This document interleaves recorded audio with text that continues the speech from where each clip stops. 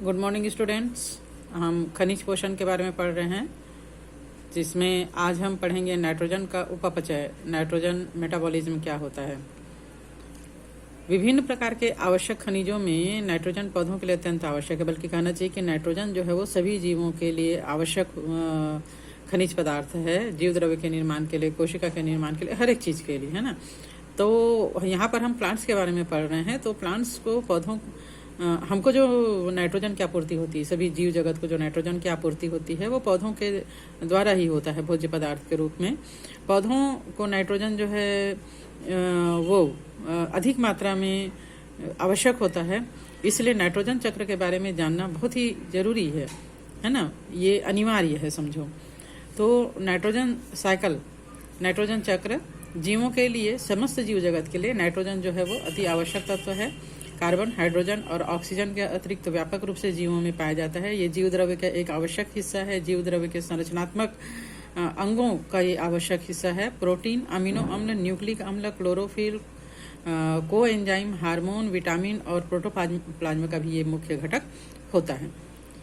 वायुमंडल नाइट्रोजन का एक प्रमुख और विशाल भंडार है। हमको मालूम है कि वायुमंडल में लगभग 78% नाइट्रोजन है, लेकिन कभी भी नाइट्रोजन को डायरेक्ट नहीं लिया जा सकता।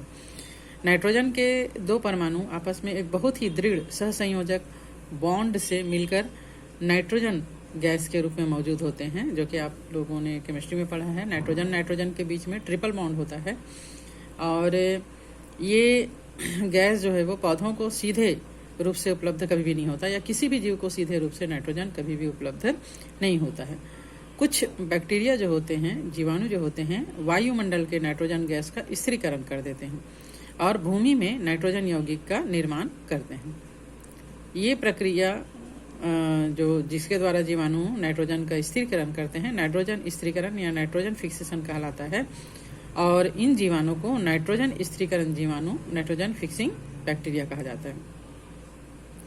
वायुमंडल में जब लाइटनिंग होती है, माने बिजली कड़कने की क्रिया होती है, तड़ित की क्रिया होती है, तब अत्यधिक टेम्परेचर उत्पन्न होता है, बहुत ज़्यादा इससे टेम्परेचर बढ़ जाता है।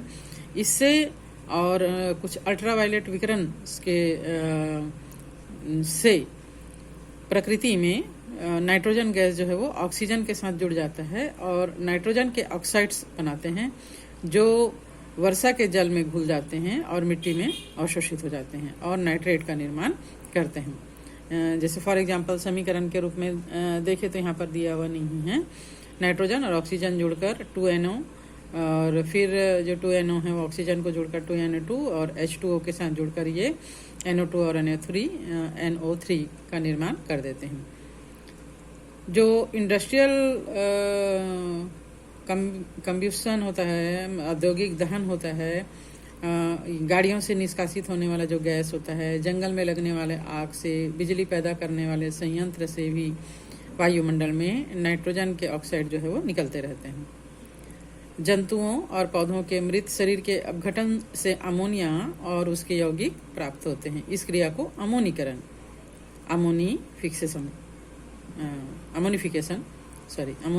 कहते हैं। इसमें से कुछ अमोनिया जो है वो वायुमंडल में मिल जाते हैं, लेकिन अधिकांश का जो हिस्सा है वो मिट्टी के जीवाणुओं के द्वारा नाइट्रेट में परिवर्तित हो जाते हैं। वह क्रिया जिसके द्वारा अमोनिया से नाइट्रेट और नाइट्राइट प्राप्त होता है, इसको नाइट्रीकरण या नाइट्रिफिकेशन कहा जाता है। इसमें सबसे पहले नाइट्रीफाइंग बैक्टीरिया नाइट्रोसोमोनास और नाइट्रोकॉक्स अमोनिया का ऑक्सीकरण नाइट्राइट में करते हैं। इसके बाद नाइट्रोबैक्टर बैक्टीरिया नाइट्राइट का परिवर्तन जो है वो नाइट्रेट में करते हैं। ये नाइट्रेट जो है फिर से मिट्टी से पौधों के द्वारा अवशोषित हो जाता है। इन नाइट्रीफाइंग बैक्टीरिया को कीमो ऑटोट्रॉफ कहा जाता है और इसके द्वारा परिवर्तित नाइट्रेट का जड़ों के द्वारा अवशोषण होने के बाद पत्तियों तक इसका परिवहन किया जाता है। यहाँ पर नाइट्रेट का अपचयन या रिडक्शन अमोनिया में होता है, जो अंत में अमीनो अम्ल के अमीन वर्ग बनाते हैं। मिट्टी में जो नाइट्रेट होते हैं वो अपचयित होकर नाइट्रोजन भी बनाते हैं और वह क्रिया जिसके द्वारा नाइट्रेट लवण से नाइट्रोजन मुक्त होता है, मुक्त रूप में प्राप्त होता है। इसको वी नाइट्रीफाइंग कहा जाता है। ये क्रिया मिट्टी में पाए जाने वाले बैक्टीरिया जो कि वी नाइट्रिफिकेशन करते हैं, जैसे सीडोमोनास और थायोबैसिलस के द्वारा होता है। तो आई थिंक आज बस इतना ही पढ़ेंगे।